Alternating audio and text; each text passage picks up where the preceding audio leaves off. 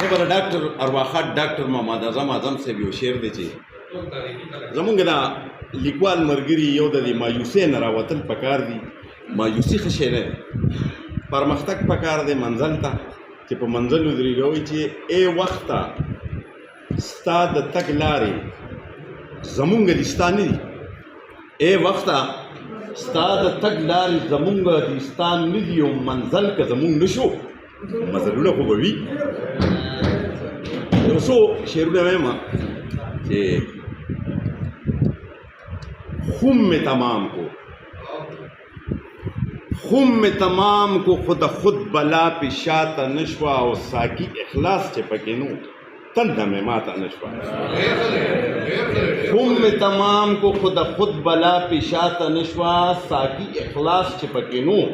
تنده میں ماتا نشوا. او راز باندې زه چې د جنت د بې دخلۍ پوهه شوم، راز باندې زه چې د جنت د بې دخلۍ پوهه شوم، پورته مې ګوته د قصور ادم هوا ته نشوه. او څو سلاکار مې د کور شته ورسره دی وراني کې په وطن کې څو بچخانیه ده، څو سلاکار مې د کور شته ورسره دی وراني کې دیکې ورکوم کام نه مې بده ورځ یو خواته نشوه. او سر په میدان کربلا کې د حسین پریوتو، سر په میدان کربلا کې د حسین پریوتو، حق پہ سرخروشو د باطل مرتبه زیاته نشوه.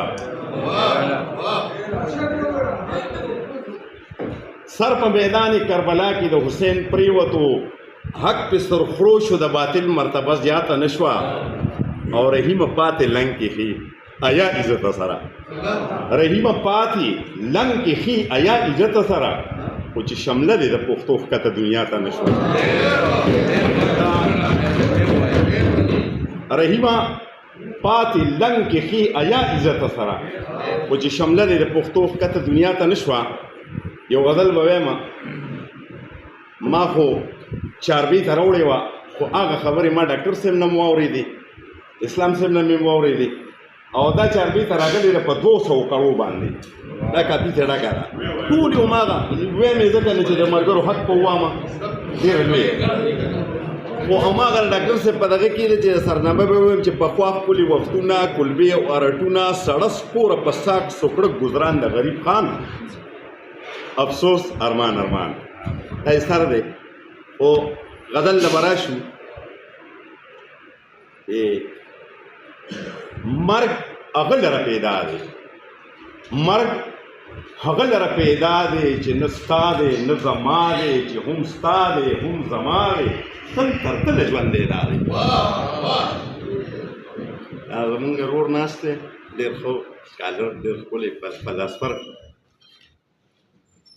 شیخ طواف د هغه ځای کا، شیخ طواف د هغه ځای کا چې کوم ځای د نابینا دی، چې د زړه سترګې بینا دي، ورته هر لور سجدګاه دی. د اسلام د درست کتاب یو الف اخستی ما دی، فلسفه د لیونو کې دی په ټول کتاب بالا دی، پلار د عقل ورته وایه چې د غم سره اشنا دی، رحیم خان د وخت منصور شو، لیونی په حق ګویا دی. دا غزل ریاض صاحب دیوانه صاحب د مونږ رحمان بابا کې ما ویلي وو، زما خیال دی چې 2009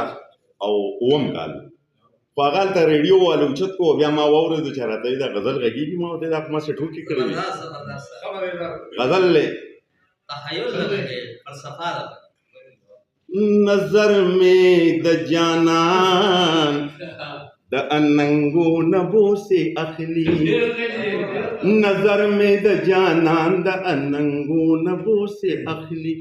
بورا دے د ګلونو د غټو نبو سے اخلی، بورا دے د ګلونو د غټو نبو سے اخلی،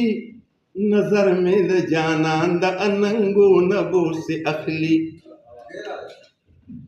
پکم خواږه انداز سترګو کې سترګو راکتلي، پکم خواږه انداز سترګو کې سترګو راکتلي، رنګونه د سپرلو چې مې لیمو نبو سے اخلي، رنګونه د سپرلو چې مې لیمو نبو سے اخلي، بورا دې د ګلونو د غوټو نبو سے اخلي. معلومه ده چې خوند خوږ د شونډو په تاثیر دی، معلومه ده چې خوند یې خوږ د شونډو په تاثیر دی لا هلک چې مې د ژبې د خوږو نه بوسې اخلي لا هلک چې مې د ژبې د خوږو نه بوسې اخلي بورا دی د ګلونو د غوټو نه بوسې اخلي د حسن په ښکلای په اسمان ور وهي سرا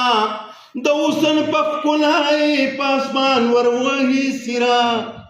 سپوږمۍ د ښایست د پلوشو نه بوسې اخلي سپوږمۍ د ښایست د پلوشو نه بوسې اخلي بورا دی د ګلونو د غوټو نه بوسې اخلي پرانستے ننسا کی جوڑ میں خانہ دیار پا مختا پرانستے ننسا کی جوڑ میں خانہ دیار پا مختا مستے نمے پرسچے دا پیالو نبوستے اخلی مستے نمے پرسچے دا پیالو نبوستے اخلی پرانستے ننسا کی جوڑ میں خانہ دیار پا مختا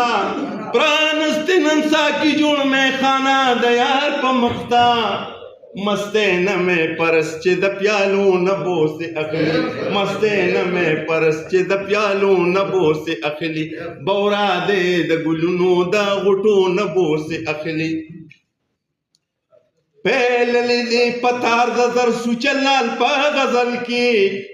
پہلے دے پتار دا در سوچلال پا غزل کی